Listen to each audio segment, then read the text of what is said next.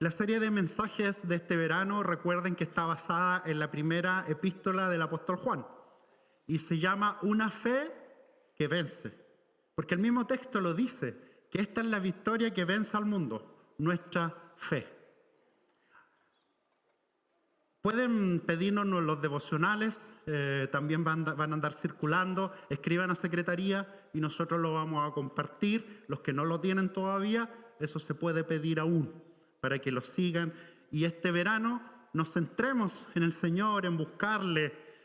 Nosotros decíamos la semana pasada que a veces menos, y muchas veces en realidad, menos es más. Prepararnos, buscar al Señor, orar más, buscar en su palabra, nos capacita para la misión. Y recuerden que el énfasis del año es enviados. Entonces nosotros queremos ser enviados, pero también para eso tenemos que descansar en el Señor, aprender nuevamente a descansar en Él y buscarle con profundidad. Y una fe que vence. Muchas veces nosotros necesitamos que nuestra fe se nutra. A veces nuestra fe está por allá arriba, no sé si a ustedes les pasa, y otras veces está por allá abajo. Y a veces se vienen los embates de la vida, y uno se acuerda de cuando Jesús le dice que a Pedro, no sé si se acuerdan, que Satanás lo pidió para zarandearlo un poco. Uno le dice a veces al Señor, ya pues deja de zarandearnos tanto, ¿no es cierto? Pero está esa idea de fortalecer la fe en medio de las dificultades y en medio de la prueba. Yo pensaba cuando preparaba este mensaje, y ya hace un tiempo atrás, que a veces nosotros tenemos poca fe, la verdad. Pero no una fe en el sentido de querer grandes cosas y de grandes éxitos como lo entrega el mundo. En el sentido de tener mucho dinero, mucho éxito, mucha fama. Sino que una fe que honra a Dios y que hace cosas por Él. Y a veces yo pienso, pareciera que nuestra fe no es tan grande. Nuestra fe a veces es un poco incluso débil, en el sentido que no se atreve a hacer grandes cosas por el Señor, no por nuestras fuerzas, sino porque creemos en un Dios grande, en un Dios poderoso, en un Dios que todo lo puede, un Dios que puede estar con nosotros y podemos emprender grandes cosas por Él. Y a veces pienso que nuestra fe, lo único que demuestra, pareciera, es que tenemos un Dios pequeñito. A mí me gustaría una iglesia, y esto se los confieso, con mucha fe. Una iglesia con una fe fuerte, que realmente, como dicen por ahí algunos, no es que crea en Dios, sino que le crea a Dios. Y le crea, y haga cosas grandes por Él. Pero no basado en nuestras fuerzas, sino en las de Él. Y esa es la fe que vence al mundo. No una fe flaca, sino una fe fuerte. Una fe que tiene un fundamento potente. ¿Cómo está tu fe a todo esto? ¿Necesitas que el Señor te ayude con tu fe? ¿Necesitas que el Señor la incremente? ¿Necesitas que el Señor la fortalezca? ¿Cómo está tu fe en Él? Te lo pregunto, a lo mejor este es el tiempo para hacer nutrir esa fe, para hacerla crecer y dar un otro paso en este caminar con el Señor. Jesús preguntaba, ¿se acuerdan ese pasaje? ¿Encontraré fe en la tierra? ¿No es cierto? ¿Encontraré fe en la tierra? Y hemos estado leyendo estos pasajes de la primera epístola de Juan para un poco nutrir esa fe también. La semana pasada hablamos de que Él quiere una comunión con nosotros, de que Él es luz pero también dijimos que Él perdona nuestros pecados, que todos somos pecadores y que Él perdona nuestros pecados. En este segundo capítulo de la epístola se dice así, voy a leer los primeros 2 versículos que dice así: mis queridos hijos, les escribo estas cosas para que no pequen, pero si alguno peca, tenemos ante el Padre un intercesor, a Jesucristo el justo. Él es el sacrificio por el perdón de nuestros pecados, y no solo por los nuestros, sino por los de todo el mundo. Amén. Fíjense que una de las cosas que tiene que traer el Evangelio a todos nosotros, pero también es lo que nosotros proclamamos a todas las personas, por eso no nos avergonzamos de decirle que creemos en Cristo y le llamamos a las personas a creer en Cristo y entregar sus vidas a Él, es que en Jesús hay libertad. En Jesús hay salvación, en Jesús hay vida eterna, en Jesús hay una vida completamente nueva. Eso es lo que nosotros creemos y esa es la base de nuestra fe, Jesucristo.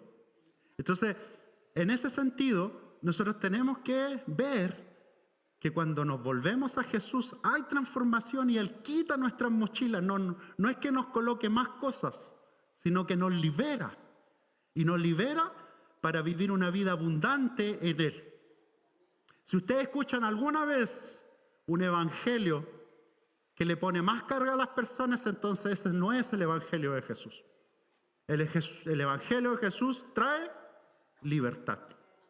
Y trae libertad del pecado precisamente. Y eso es lo que nosotros buscamos, vivir una vida libre, libre de cosas, libre de deseos, libre de querer buscar el poder, libre incluso de centrarnos en otras cosas que no son Jesucristo. Y no solo por nosotros, sino para todo el mundo está ofrecido esto. Y por eso mismo nosotros se lo llevamos a otras personas. Qué maravilloso sería, ¿no es cierto?, que ese bello mensaje, esta comunión que tenemos con Dios, que tenemos con Cristo, se lo pudiéramos mostrar y llevar a otras personas. ¿Realmente creemos que en Jesús hay una vida realmente buena? ¿Sí o no? Transformadora, una vida de esperanza, de fe, una vida buena para el ser humano, la mejor vida que pudiera haber. Entonces este mensaje es válido para todos. Y ese es el convencimiento que tenemos que tener, de que hablarle de Jesús a alguien le puede cambiar la vida completamente. Completamente le puede cambiar la vida. El punto es si nosotros nos dejamos cambiar la vida y seguir cambiando nuestras vidas. El Señor te sigue transformando y te sigue buscando y te sigue ayudando en este caminar. Entonces, primero, en Jesús hay libertad, y libertad del pecado, hay salvación, hay vida eterna. Y no solo para nosotros, no solo perdón para nuestros pecados, sino para los de todo el mundo. ¿Desde qué te tiene que librar el Señor aún? Acércate al Señor, acércate al Señor. Y Él te seguirá librando de todas aquellas cosas que a lo mejor son un lastre para ti, cadenas. Y tienes que pasar por ese camino, tienes que pasar por el taller del maestro, del alfarero, duela o no. Hazme de nuevo, Señor. Esa debería ser nuestra oración, ¿no? Y alguien preguntó, hace poco me preguntó, ¿y de nuevo, Señor? ¿Y de nuevo tendrá que hacerme de nuevo? Bueno, todas las veces que sea necesario. Todas las veces que sea necesario. Versículos del 3 al 6. ¿Cómo sabemos si hemos llegado a conocer a Dios? Buena pregunta, ¿no? ¿Y cómo saben ustedes que han llegado a conocer realmente a Dios? ¿Cómo lo saben? Y la misma palabra nos responde el apóstol Juan aquí, dice, si obedecemos sus mandamientos. Versículo 4. Dice, el que afirma, lo conozco, pero no obedece sus mandamientos, es un mentiroso y no tiene la verdad. 5. En cambio, el amor de Dios se manifiesta plenamente en la vida de los que obedecen su palabra. De este modo sabemos que estamos unidos a Él. El que afirma que permanece en Él debe vivir como Él vivió. Amén. No escuché mucho amén ahí. Esa última parte está difícil, ¿eh? Tiene que vivir como Él vivió. Pero podemos repetir eso, ¿no? Tiene que vivir como Él vivió. Amén. Amén. Entonces esto no se trata solamente de seguir una serie de reglas externas, como la ley, ¿no es cierto? Que uno sigue yo cumplo esto, entonces está listo. Cumplo esta otra regla, está listo. Cumplo esta otra regla, estoy listo. Entonces soy perfecto. Un poco esa fue la lógica de los fariseos, ¿se acuerdan? Que cumplían reglas y buscaban cumplir reglas, pero finalmente terminaron siendo harto distintos a lo que el Señor quería. Vivir como Él es significa una fe práctica. Entonces, segundo punto de hoy día, para conocerle, para tener esta relación con Él, hay que obedecer sus mandamientos y eso significa una vida práctica. Pero ¿cómo sabemos cuáles son sus mandamientos? Vivan como Él vivió. Vivan como Él vivió. Y para saber cómo Él vivió hay que mirarlo a Él, pues.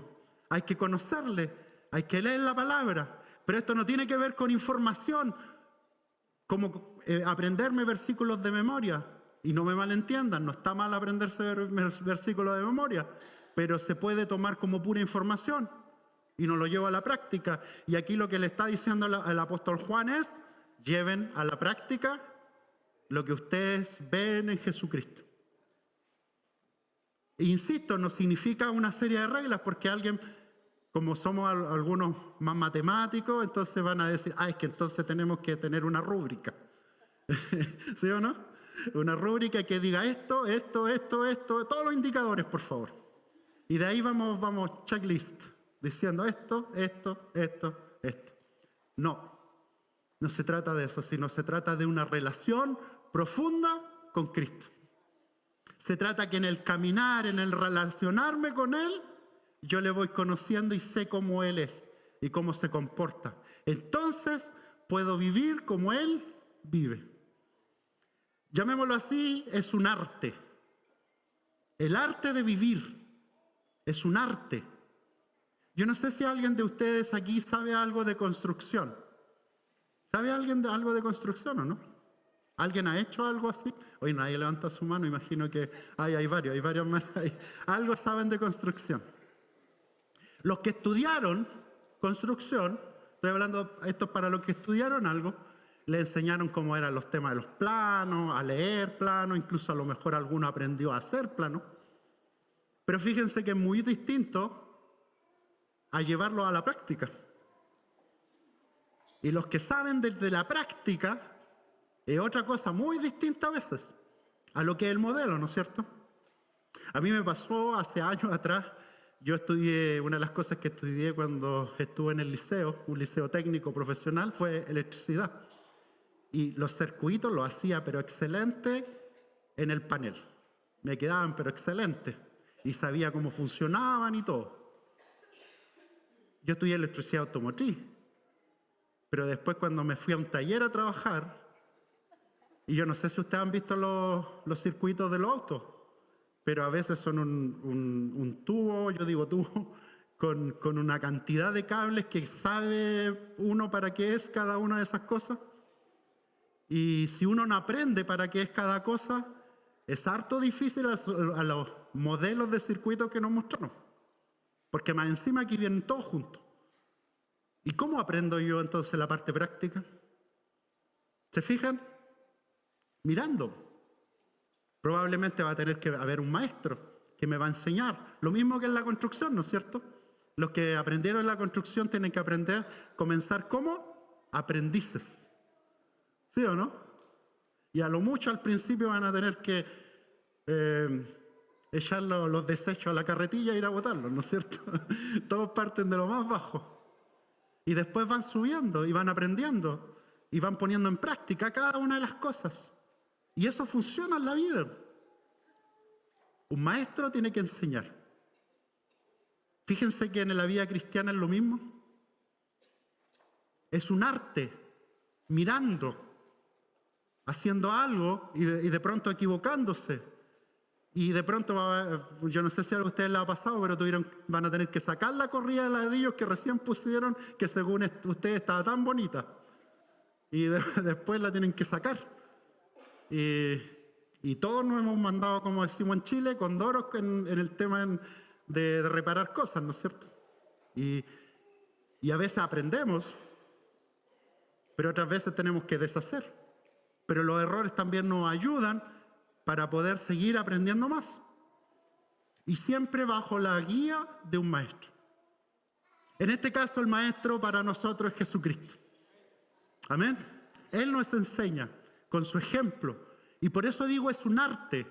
Porque hay que aprender el arte de seguirle a Él y vivir como Él vivió. El arte de hacer cada cosa como Él la hace. De seguir sus instrucciones, no los propios deseos. Todos sabemos que cuando uno sigue sus propias instrucciones, estos son como los chilenos, ¿no es cierto? Que ¿para qué voy a leer el manual de instrucción, ¿no es cierto? Si yo sé cómo hacerlo. Y después cuando la cuestión queda mala, ahora hay que leer el manual, ¿no es cierto? Y ahí me doy cuenta que ya eché a perder no sé cuántas piezas. Y por lo que me he dado cuenta, eso es más o menos universal, ¿eh? No es solo en Chile. Pero fíjense que uno tiene que seguir las instrucciones, no de uno, sino las instrucciones del maestro. Y eso implica enseñabilidad, implica humildad, implica mansedumbre, implica estar dispuesto a relacionarse con Jesús, implica darle tiempo, implica descansar en Él, implica confianza porque sé que Él sabe mucho más que yo.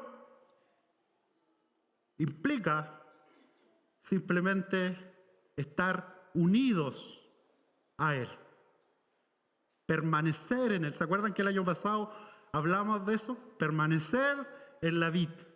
Y aquí agregamos otra cosa. Vivid como Él vivió, pero hay que aprender ese arte. Yo les quiero preguntar si ustedes están dispuestos a seguir ese camino. ¿Cuál es la diferencia? Porque aquí tiene que haber alguna diferencia con estos ejemplos que yo he dado. La diferencia es que en este proceso Dios mismo no nos deja solos, porque nos da de su Espíritu Santo para seguir este proceso de crecimiento. Esa es toda la diferencia. Que más encima Él nos envía su Espíritu Santo para seguirle, para poder vivir como Él vivió, para descansar, para poder seguir en este camino. No hay otra vida mejor que la vida de Jesucristo. Y esto implica varias cosas porque nos desafía Jesús al vivir como Él vivió a varias cosas. Significa dejar algunas cosas y también significa hacer otras cosas positivamente. Significa dejar la ambición. Simplemente la ambición hay que dejarla. ¿Y qué ambición? La ambición de poder, la ambición por las cosas materiales. Cuando las cosas, y no estoy diciendo que el Señor no bendice, porque el Señor bendice. Y bendice abundantemente, ¿no es cierto? Lo que estoy diciendo es dejar que esas cosas materiales tomen el lugar de Dios que le corresponde a Él. Significa dejar la ambición por figurar, porque lo más importante no soy yo, sino que Él brille. Amén. Él brille, no nosotros. Y significa también el hecho de que dejo todo en las manos de Él. El ego, hay que dejarlo. Y eso es complejo. Es complejo dejar el ego porque siempre estamos ahí. Y siempre nos queremos tomar de las cosas.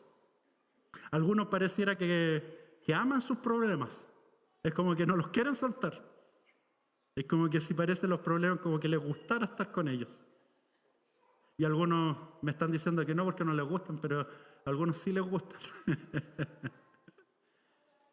¿Por qué? Porque con eso a veces hasta a través de los problemas yo logro algo de atención. Es lamentable, porque fíjense que la atención la deberíamos tener por otras cosas. Y ya vamos a hablar de eso, pero tiene que ver con la comunidad. Por el solo hecho de ser hijos de Dios. Pero no por otras cosas externas. Nosotros nos preocupamos y nos cuidamos los unos a los otros. Pero porque somos la comunidad de Jesucristo. No por otras razones. Entonces, aquí es donde todos quedamos bajo el modelo, ¿no es cierto?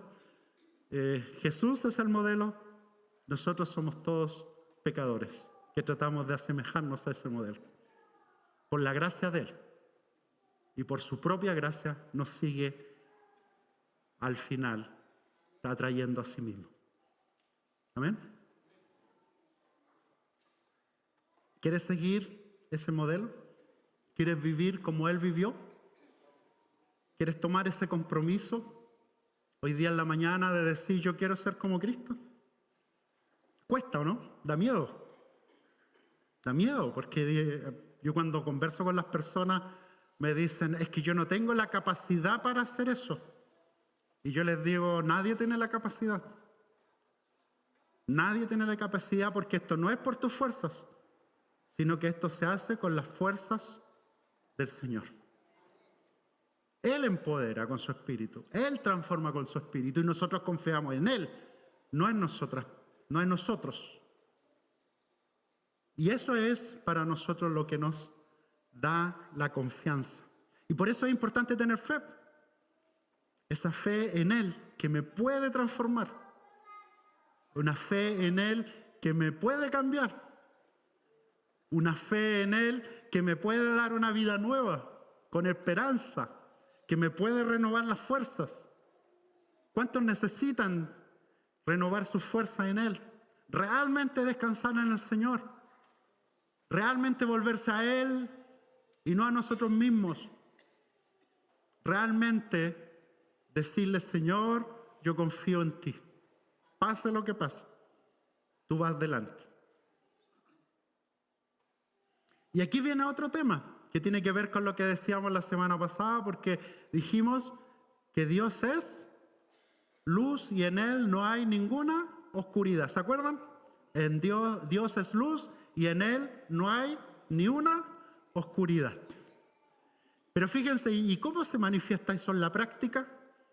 Y aquí hay algunas cosas que el mismo apóstol Juan nos menciona a propósito de eso.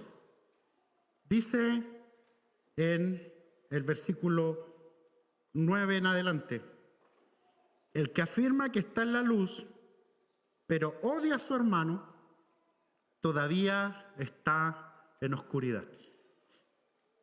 ¿Lo puedo leer de nuevo? El que afirma que está en la luz, pero odia a su hermano, todavía está en la oscuridad. No lo digo yo, lo dice la palabra del Señor. Así que no me critiquen a mí.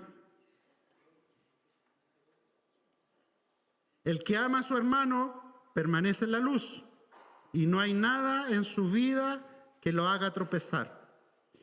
Pero el que odia a su hermano está en la oscuridad y en ella vive y no sabe a dónde va porque la oscuridad no lo deja ver.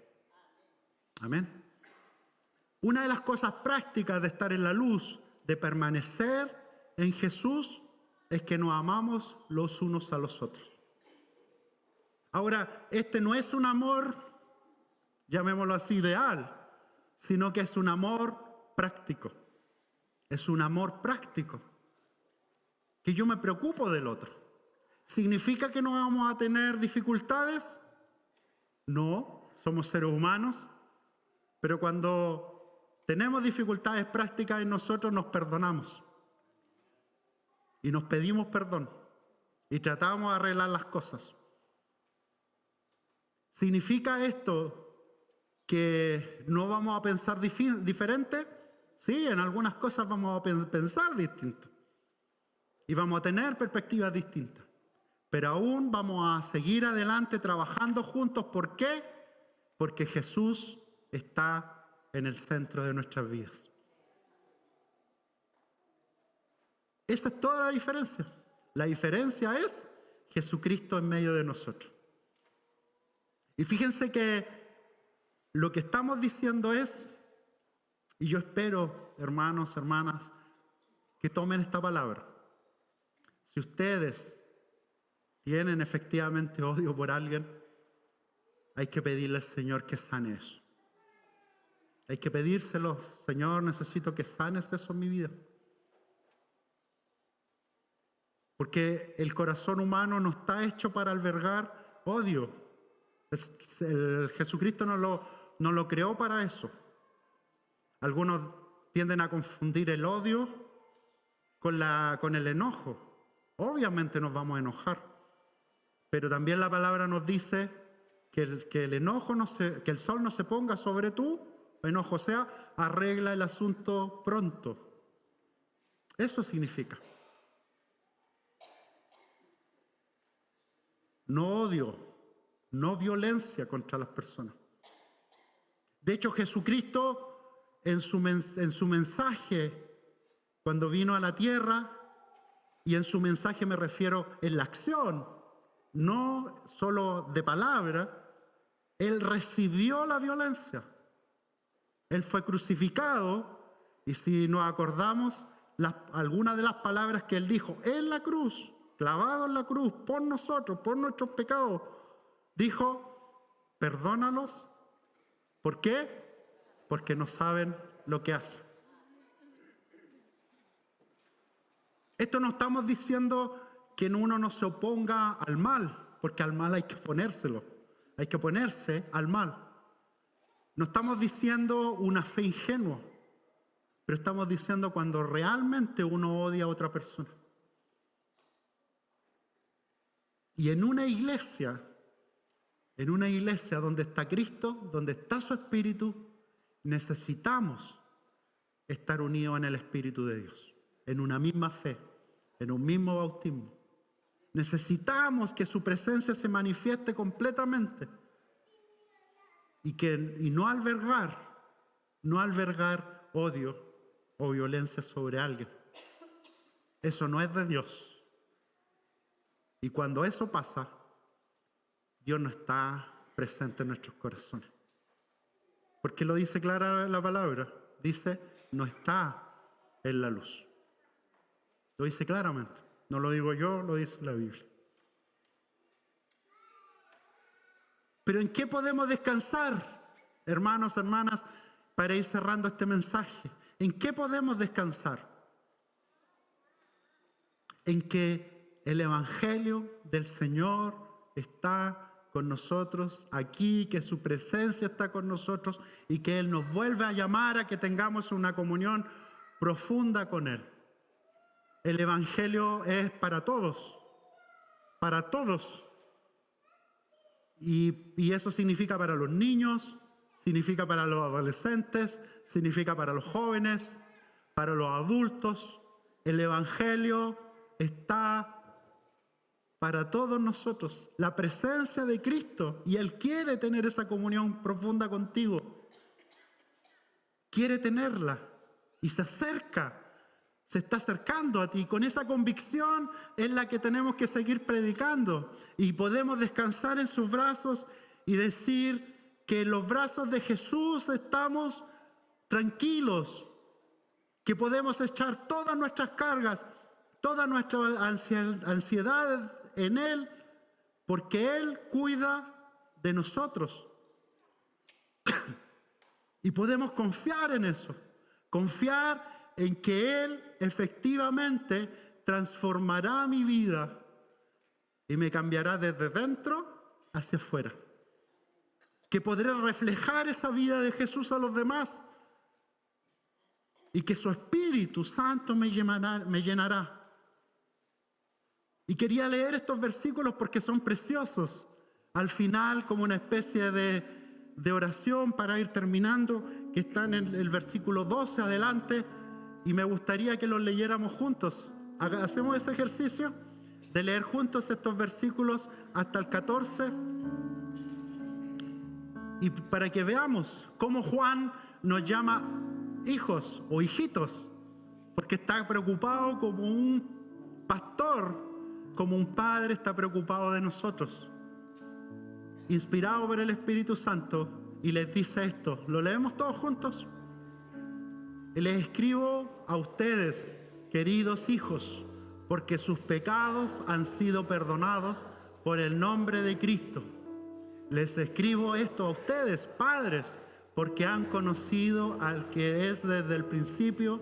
Les escribo a ustedes, jóvenes, porque han vencido al maligno. Les escribo a ustedes, queridos hijos, porque han conocido al Padre. Les he escrito a ustedes, padres, porque han conocido al que es desde el principio. Les he escrito a ustedes, jóvenes, porque son fuertes y la palabra de Dios permanece en ustedes y han vencido al maligno. Amén. Con el Evangelio del Señor, no por nuestras fuerzas, por Jesucristo, hemos vencido al maligno, porque Él ya lo derrotó en la cruz. Él ya lo derrotó y nosotros confiamos en eso. Y esa es nuestra fe. Nuestra fe es que las puertas del infierno no prevalecerán sobre su iglesia. Es la promesa.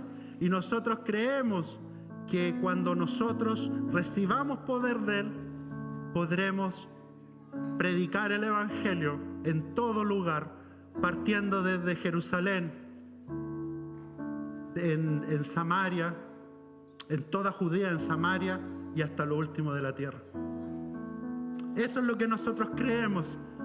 Y sepan que el Señor está con nosotros, que Él les fortalezca y que esta fe que tenemos que tener sea fortalecida por el Señor. Amén. Oramos al Señor. Señor, te queremos pedir en el nombre de Jesucristo que tú fortalezcas nuestra fe.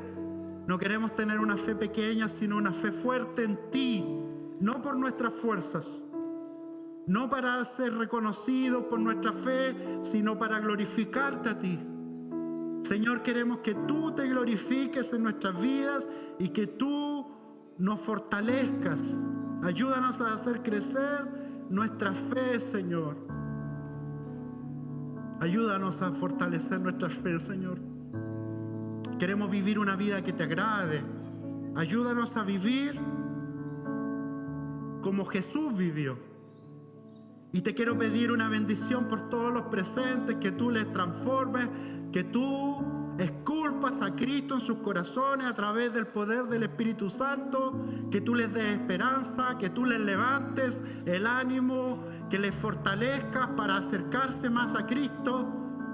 Y los que hacen compromiso en este momento, tú tomes en cuenta eso, Señor. Queremos crecer en ti como iglesia, Señor, y que sea el poder de tu Espíritu el que nos transforme y nos moldee para la gloria tuya, Señor. Da descanso en este verano, danos descanso, pero profundiza esa relación con nosotros. Necesitamos de tu ayuda. ¿Para qué? Para llevar este evangelio a otras personas, llevar este evangelio a las personas que no tienen esperanza, para que ellos también te conozcan. Dejamos nuestras vidas delante de ti y oramos en el nombre de Jesús. Amén y amén.